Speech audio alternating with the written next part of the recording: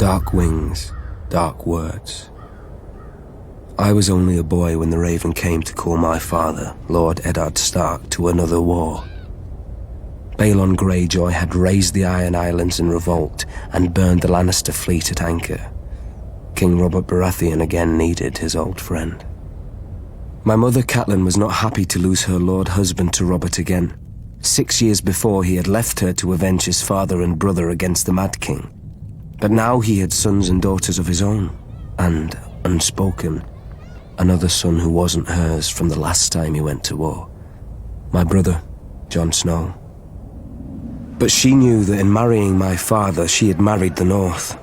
We hold our honor and duty as dear as our old gods. When the time came, my father marched south to restore peace and order to the realm. My father always told me the Iron Islands were a strange and dangerous place. Its people, the Ironborn, keep neither the old gods nor the Seven, and despise all honest toil. Their ancestors ravaged the western shores, raping and slaving and putting it to the torch, and their songs still ring through the halls of the Ironborn, while everywhere else they're whispered to wayward children at bedtime. Perhaps Lord Balon thought Westeros had not healed from the war against the Mad King, and was as fragmented and suspicious as the ancient kingdoms his forebears had terrorized. Robert's navy corrected him at Fair Isle when they smashed the Proud Iron Fleet.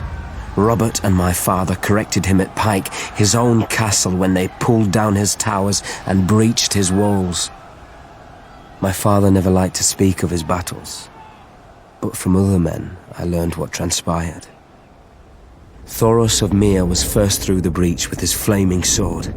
Not far behind him was Jorah Mormont of Bear Island, my father's bannerman who earned the knighthood he would later shame, and lords from every corner of the Seven Kingdoms. All day, through every passage in the castle, they fought side by side, my father with our ancestral sword Ice, and King Robert with his warhammer against a horde of axe-wielding Ironborn. In the end, Lord Balon bent the knee. King Robert generously allowed Lord Balon to retain his title and castle. The price of peace was custom. The only son of Balon's to survive his foolish rebellion would be taken as a hostage against future treasons. My father even volunteered to foster the boy himself, I suspect, to make Theon Greyjoy a different man than his father, who would bring honor and duty to the Iron Islands when he returned as heir. So my mother's silent fear came true, and my father returned with another child. Theon ate with us, played with us, and fought with us. Once the great bond between my father and Robert Baratheon united the realm against the Mad King and brought him to justice for his crimes. Now, another monster sits on the Iron Throne, and another debt of blood is owed my family. Theon is my murdered father's ward. I am my murdered father's son. Like my father and Robert, bound in blood, if not by blood, we are brothers.